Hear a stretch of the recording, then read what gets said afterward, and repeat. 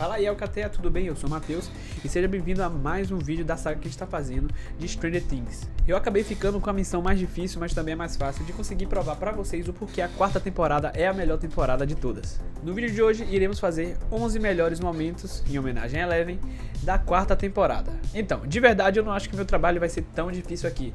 Afinal, vocês vão ver em minha lista que são as 11 melhores cenas de toda a série. E em número 1, vamos começar com a primeira cena de cara. Stranger Things temporada 4 já começa com a cena icônica. Cena essa que antes mesmo de ser lançado a gente já tinha visto algumas partes, porque foram lançados um teaser exatamente com essa cena. Pra quem não lembra, tudo começa com o Dr. Brenner se arrumando em casa mesmo, até chegar no laboratório e fazer alguns testes com uma das crianças. Ao aplicar teste nessa criança, é perceptível que ela consegue ver o que está acontecendo em outra sala. E Dr. Brenner, de antemão, já sai correndo pra lá pra verificar o que tá acontecendo de verdade. Essa cena, pra mim, causa uma nostalgia gigantesca em recordar o laboratório e ver um pouquinho como é que era com aquelas outras crianças que não é muito mostrado na série. Ao chegar lá, Dr. Brenner, ele se espanta pelo que vê. Eleven com os olhos ensanguentados e muitas vítimas pelo chão. E aí fica aquele questionamento, Eleven fez isso tudo mesmo? Só quem assistiu a série sabe realmente a resposta dessa cena. E tem jeito melhor de começar uma temporada do que com essa cena. What have you done?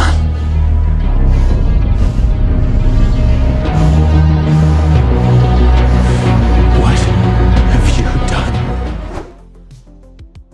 É a primeira vez que a gente consegue ver Max, o contato dela, e a gente consegue perceber ali pelos vestimentos, até pela expressão facial e a forma que a música ela tá escutando e tudo mais, e como o mundo tá girando em torno dela, em que ela não está tão legal assim. Quem não lembra, no final da terceira temporada acaba ocorrendo a morte de Billy, que ela se sente muito culpada, então é totalmente explicável a forma que ela tá agindo agora e a forma que ela tá caminhando, até o jeito que ela tá enxergando tudo que tá em volta, trazendo esse ar, esse tom depressivo pra personagem que no futuro a gente viria que iria se tornar uma das possíveis vítimas do Vecna, né? Sem contar, uma das partes mais icônicas pra mim da série é a trilha sonora dessa série. E é a primeira vez que a gente vê a música. É a música Running Up the Hill, né? Que é a música tema de Max que ela usa pra fugir do Vecna. Então é a primeira vez que a música aparece, então não tinha um porquê essa cena estar fora da minha lista. Já estamos caminhando pra terceira cena e eu ainda não saí do primeiro episódio. Pra você ver como o primeiro episódio é excelente.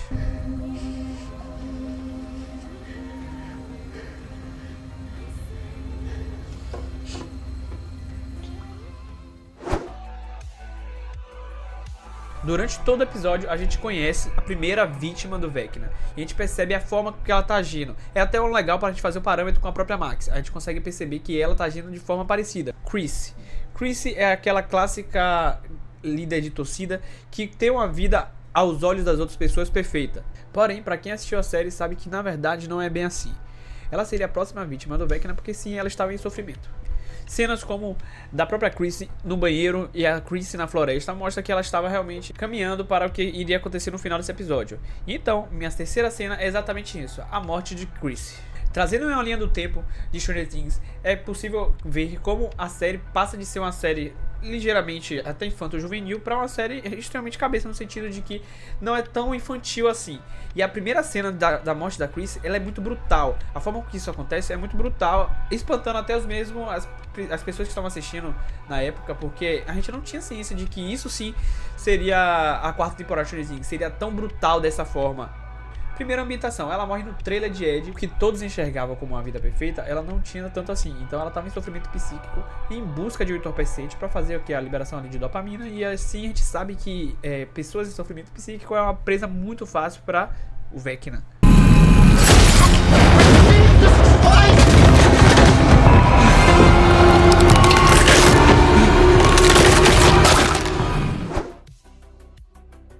Pra mim, em número 4, a gente vai com a cena em que eles nomeiam o Vecna. Isso acontece bem no final do episódio, quando Ed, na cabana que ele está fugindo, ele conta sobre como foi a morte de Chris, né? Porque ele presenciou tudo. E ele não sabe explicar e ele acha que tudo aquilo que ele vai explicar vai ser bobeira ao ouvido de quem tá escutando de fora. Acho que as crianças e o pessoal que tá ali com ele não vai entender o que é que tá acontecendo. Mal sabe ele que, na verdade, aquelas crianças são os protagonistas dessa série, então eles sabem muito bem o que tá acontecendo. E aí, após sondar e falar sobre até com os sintomas do que Max está sentindo, até o que Chrissy foi fazer até lá e como foi que Chrissy foi puxada até o céu, até se contorcer, eles vão falando detalhes e detalhes que se assemelham a um personagem de Dungeons & Dragons, né, que é chamado Vecna, e ele até utiliza um bruxo, um feiticeiro, um bruxo das trevas. Essa cena é muito icônica porque faz aquela alusão ao jogo que eles jogam, que nem toda a série, né, quando foi dado o nome de Demogorgon, Democão, que foi a junção que Dustin fez. Então eles novamente utilizam da mesma fórmula para dar o nome a um outro personagem, e aí ao mesmo tempo o Vecna tá fazendo outra vítima, exatamente da forma que ele está falando que é a que Vecna faz as vítimas. Então essa cena pra mim ela é muito, muito, muito boa, e ela fecha o episódio 2 com chave de ouro, dando aquele gosto de bora logo pro episódio 3. He was in a trance or something. Or under a spell. A curse. Vecna's curse. Peraí. Quer dizer que você tá assistindo até agora e você não parou pra dar o like?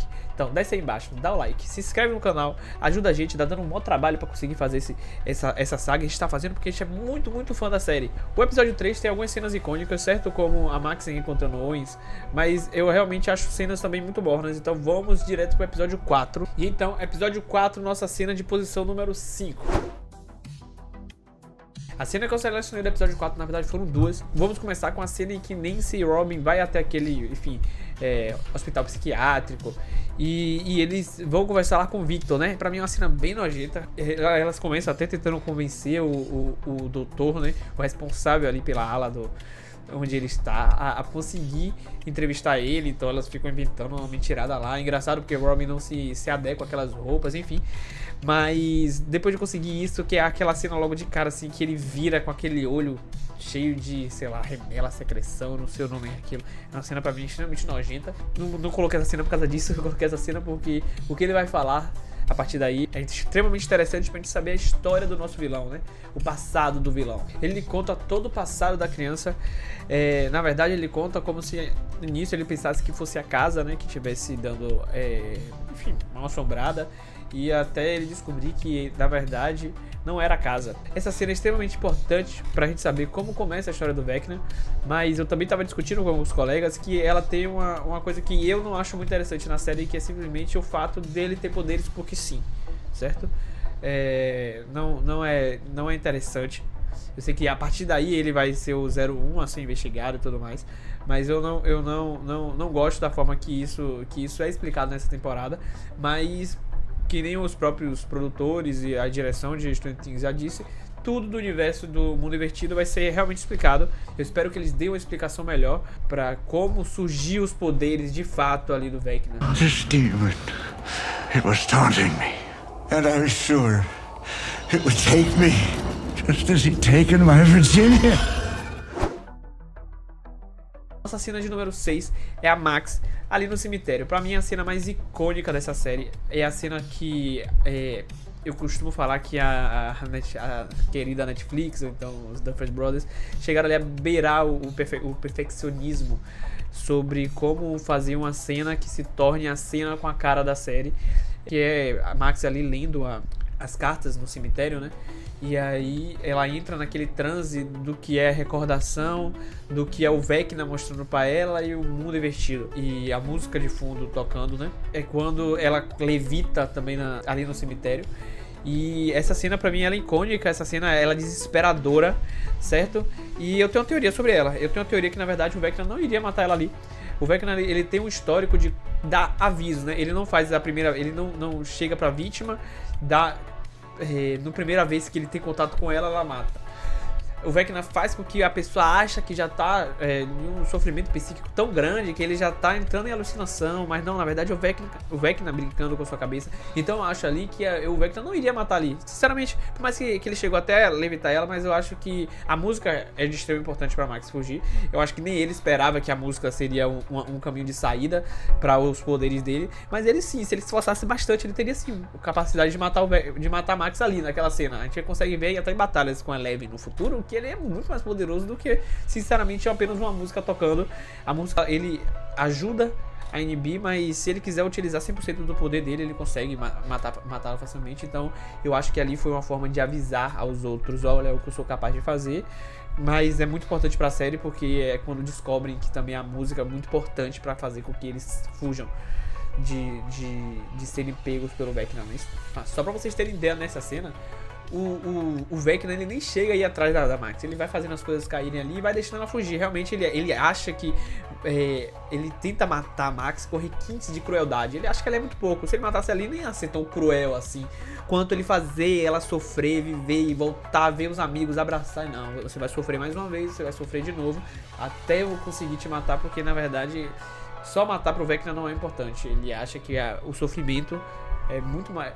Matar sofrendo é melhor do que apenas matar.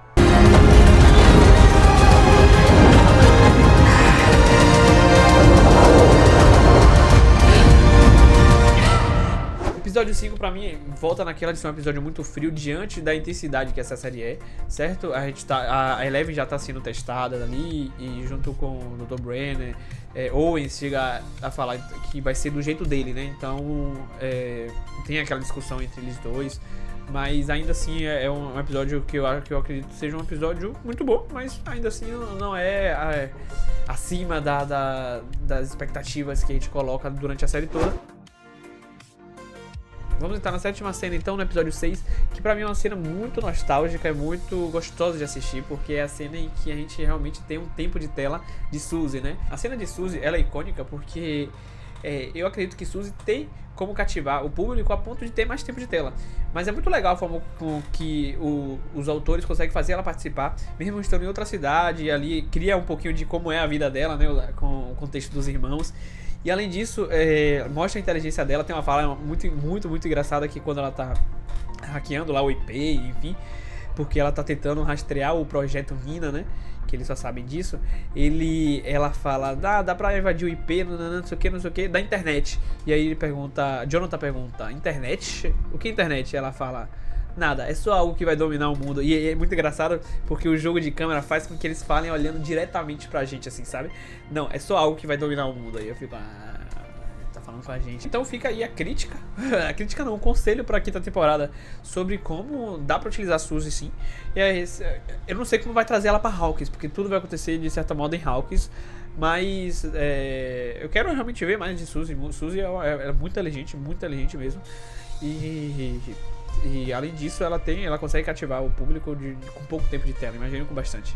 Então eu não quero que seja uma personagem que tenha segundos ou minutos em um episódio só. Pode ser que ela tenha mais, por que não? Internet Protocol Address. It's a unique numerical label given to all information technology connected to the internet. What's the internet?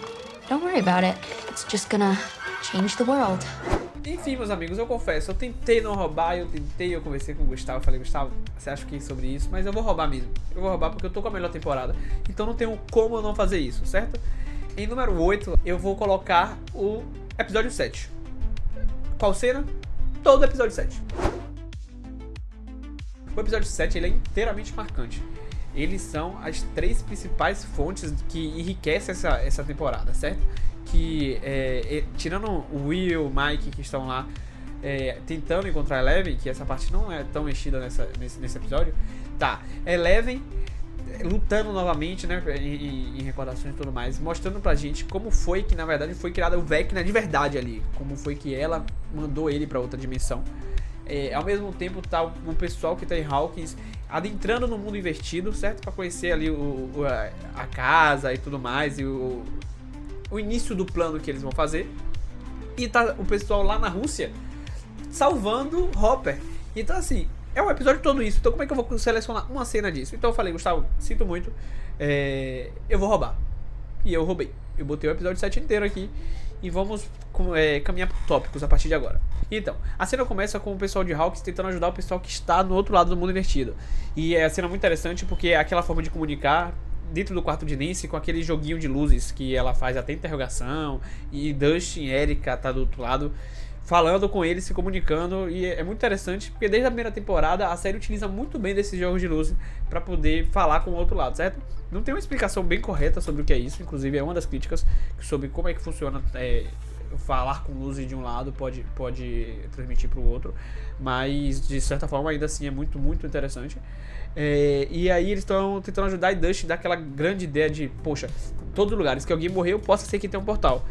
E tem até a brincadeira que eles falam que Dustin tá com um ego muito enorme, porque Dustin tá acertando tudo. Não é à toa que é meu personagem favorito, mas Dustin começa a acertar tudo, no sentido de ele fala, quantas vezes eu vou precisar acertar pra que vocês confiem em mim? Aí sim eles pegam uma bicicleta e vão até o trailer, onde tem um portal realmente, e o Dustin acerta novamente, e tem aquela cena também clássica que é o lençol amarrado no outro, que ele joga pra cima, e aí no mundo invertido ele cai, enfim, é aquele jogo de física que não é minha área.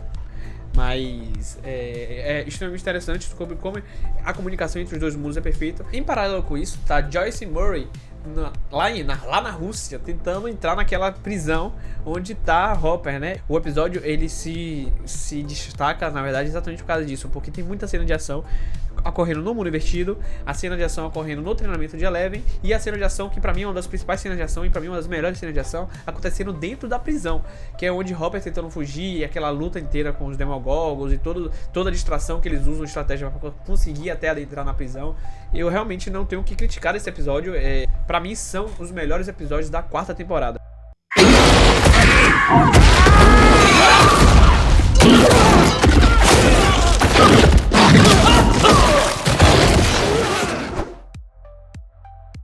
Como a Stranger Things gosta de mostrar sobre a história do vilão, a gente volta de novo um pouquinho sobre realmente a história do vilão, como Vecna se torna Vecna. E é exatamente no 7º episódio que tem lá um embate entre Eleven e o Vecna, onde Eleven manda o Vecna para o mundo invertido, certo? Utilizando um tal poder que nem ela tem ciência de que ela tem. E sinceramente ela nem sabe o que ela tá fazendo, ou que se ela matou o Vecna ou não. Na cabeça dela ela tinha matado o Vecna, só eu acabei de mandar ele pro inferno. E não é bem assim, ela manda ele para um mundo em que ele molda e modula, a gente sabe disso no último episódio, e ele acaba adquirindo até mais poder lá. E ele também conta um pouquinho do seu passado e como a forma que ele pensa pra Eleven, e Eleven se sente extremamente traída e utilizada ali, né, na verdade, pra conseguir o que ele quer, e é por isso que começa esse embate, que junta com a primeira cena do primeiro episódio, né, que muitos acham que na verdade quem fez aquela chacina, aquele massacre inteiro foi Eleven, mas na verdade quem fez não foi ela, foi ele. Ela destrói ele, ela mata, podemos dizer assim, ele, e aí utilizando o máximo de seu poder, fica com os olhos sangrando, e é quando o Dr. Brenner chega, fazendo um link direto com a primeira cena da série. Que é tipo, é engraçado a gente assistir, pensar que a primeira cena da série é um spoiler do que vai acontecer lá no futuro, que também tá acontecendo no passado, é uma loucura.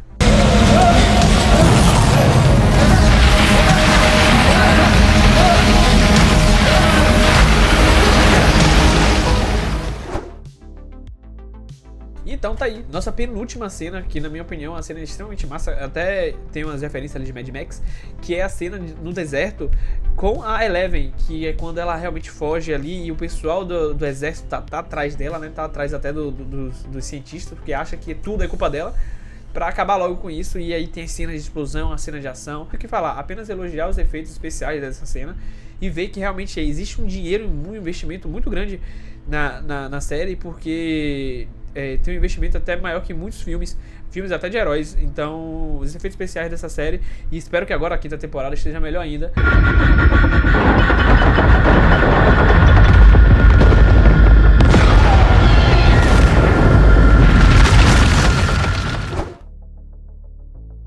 Na última cena do vídeo, que pra mim é outra roubalheira, porque é isso mesmo, aqui ó, ladrão.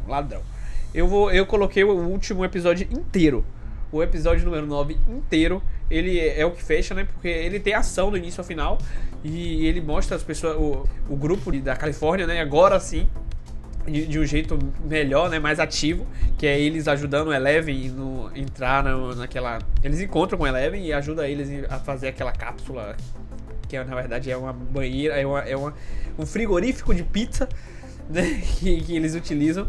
E agora sim dá mais ação pra essa turma. Juntamente com isso tem um plano do pessoal que tem Hawks, né, que é incendiar o Vecna. Então eles fazem todo um plano.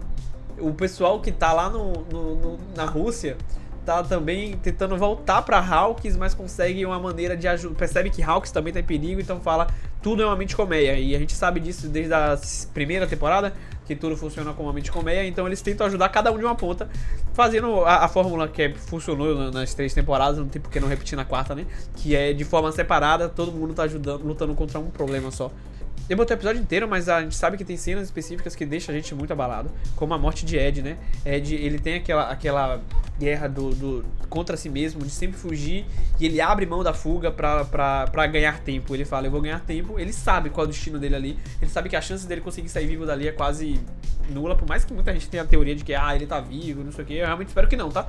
Mas eu gosto muito dele, mas matou. Nada de ficar trazendo os pessoas que tá morto pra ser vivo de novo. Já foi assim com o Robert, tá? Foi mais ou menos assim com a Max, então Ed morreu, eu gosto muito, mas meus pêsames ao tio dele lá que ficou sofrendo por ele, e é isso.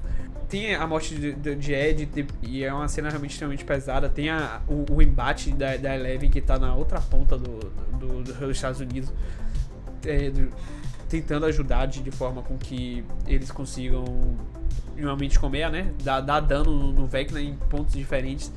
E aí volta pra outra cena muito boa de Hopper, que é ele lutando contra Demogorgons lá na Rússia.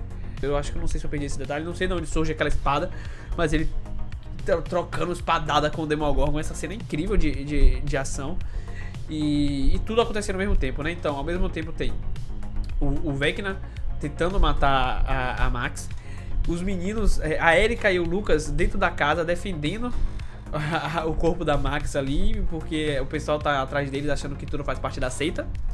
Tem o pessoal no mundo invertido fazendo com que chegue na casa onde é que o Vecna fica naquela posição, né, que ganhando mana, né, pra tudo isso tá acontecendo. Afinal, ele não tá lutando contra a Max e nem contra a Eleven no mundo invertido, ele tá lutando contra a Max e a Eleven na consciência da Max, porque a Eleven tem, com os poderes psíquicos, consegue entrar nas lembranças e na consciência da Max. Então o Vecna, ele tá naquela fórmula ali que é pra ele, é quase a mesma coisa que a Eleven faz, só que a Eleven precisa de um tanque com água e água gelada e tudo mais, e ele tá ali daquela forma, conectado àqueles fios do mundo invertido, aqueles braços, e fazendo isso também, utilizando seus poderes também, que são poderes parecidos, né, do Vecna e da Eleven, numa briga que realmente é muito boa. Começa no baile, na recordação do baile, e vai até as piores lembranças da Max, e a gente percebe que é uma lembrança muito ruim da Max, tem uma lembrança dentro da outra, né, que a Eleven invade a parte dela brincando de skate, depois percebe que tem uma lembrança dentro da outra, que é aonde o Vecna vai entrar. E é interessante essa forma de pensar dos produtores, porque a gente percebe que, na verdade, a Max predominantemente tem lembranças muito boas. A vida da Max, ela é realmente, se for de lembrança por lembrança, é muito boa. Ela tem lembrança muito boa com seus amigos e tudo mais. E como o Vecna age, por mais que ele precise de pessoas que estejam em sofrimento psíquico, muitas vezes ele faz aquela pessoa ter um sofrimento psíquico. Não é só aquela pessoa tá em um sofrimento, assim, em um luto que ela tava pelo Billy, mas no luto ele tem os estágios, depois do luto ele, normalmente, o mais comum é que você saia desse luto.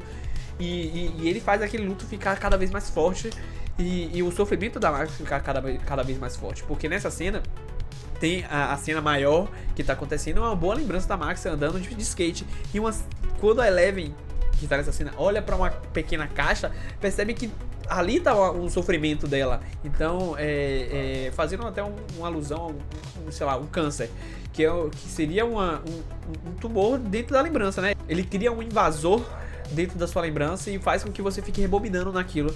E a briga da Eleven com o Vecna é exatamente dentro daquela lembrança ruim.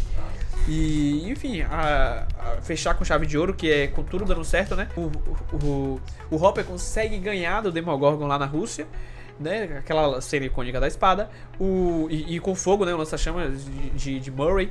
O pessoal, naquela frase muito boa de Will com Mike, que ele fala: Mike, você é a cabeça pensante desse grupo, você é o líder, então continua falando com ela que ela vai ganhar forças. E aí, consequentemente, a Eleven ganha forças, ela toda presa, ela ganha forças pra lutar contra o Vecna, né? E aí, isso é extremamente interessante, a forma com que ela vai escutando ele e vai fazendo, tipo, a voz do Mike é músicas pro ouvido de Eleven, que consegue, da mesma forma que Max conseguiu fugir no 4º episódio, ela faz a mesma coisa. E aí ela consegue enfrentar o Vecna, e aí dando espaço também pro pessoal agir, graças à fuga de Ed, né, que é a forma que Ed ganhou tempo, agir lá na casa onde o Vecna tá adquirindo mana, que utilizando os coquetéis molotovs e matando ele, que depois eles vão até o corpo lutam contra o Vecna, né? Jogam os coquetel molotov, não sei o que. A Nancy dá um tiro de escopeta nele, ele cai. E aí, cadê o corpo do Vecna? Não tem corpo, não morreu. A gente sabe disso, isso é regra de quem assiste série. Não tem corpo, não morreu. E por fim, a série encerra, né? Mostrando como foi que Hawkins ficou. Muitos ainda culpam a Seita e culpam a Ed, sendo que Ed tá morto. Tem aquela cena muito triste de Dusty, né? Entregando o colar de Ed pro tio de Ed. E ele consegue aquele colar, né? Porque ele vai falar com Ed. Depois também de outra cena icônica que eu acabei de lembrar, que é a cena de Ed tocando uma guitarra, fazendo um solo de guitarra e os morcegos em volta. E aí ele mostra pro tio, né? Ele acaba mostrando, eu sei o que aconteceu durante o terremoto e aqui tá o colar dele, ele realmente não tá mais entre nós. E aí mostra como é que ficou a situação da cidade, as crianças ali, e eles ajudando as crianças, até que nem todo final de toda a temporada, eles se reencontram, né? Todo mundo. A cena icônica deles se reencontrando. A cena mais icônica também do reencontro é "Eu deixei a porta 3 dedinhos", que era a frase que Hopper falava pra Eleven, né, quando ela tava morando com o Mike: "Deixa a porta 3 dedinhos aberta, porque eu preciso saber o que tá acontecendo aí dentro". E aí esse reencontro depois que eles voltam da Rússia é realmente emocionante, eles comparando, você tá parecida comigo, que Hopper realmente tá mais magro, né, sofreu bastante lá na Rússia, acabou apanhando muito e tendo outros sofrimentos, outros danos. Ele tá mais magro, tá careca. E essa conversa entre eles é muito emocionante, esse reencontro. Fechando com chave de ouro, que é nada mais, nada menos do que nosso termômetro do mundo invertido, sentindo aqueles outros arrepios e calafrios aqui na altura da nuca, olhando pra trás e a destruição começando a vir, né? Que é Will, quando dá aquela brecha pra quinta temporada.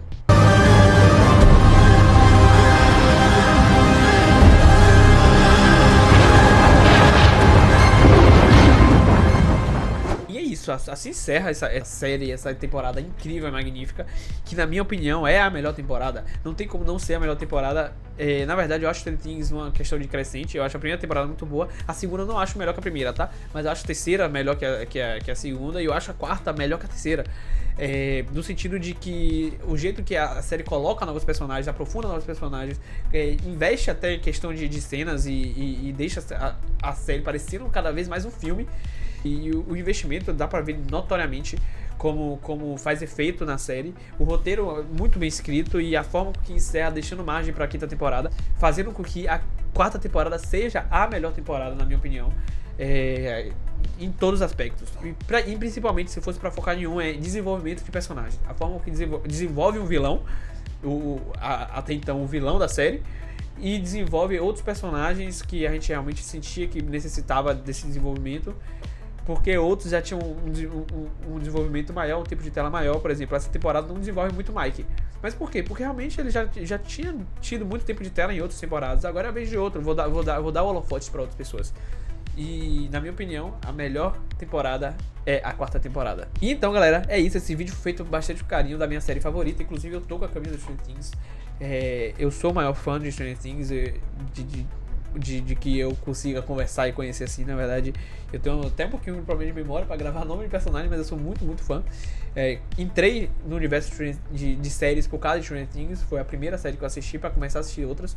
E deu bastante trabalho pra gente fazer isso aqui. Na verdade, tá dando bastante trabalho de edição, de gravação.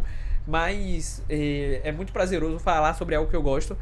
E esse vídeo tá chegando ao fim. Eu vou me despedir de vocês, vou pedir pra vocês seguirem a gente nas redes sociais. A gente tem o Instagram da gente, Alcateia TV. A gente também tem o TikTok da gente. Vai estar aparecendo aqui embaixo em algum lugar na tela, na verdade.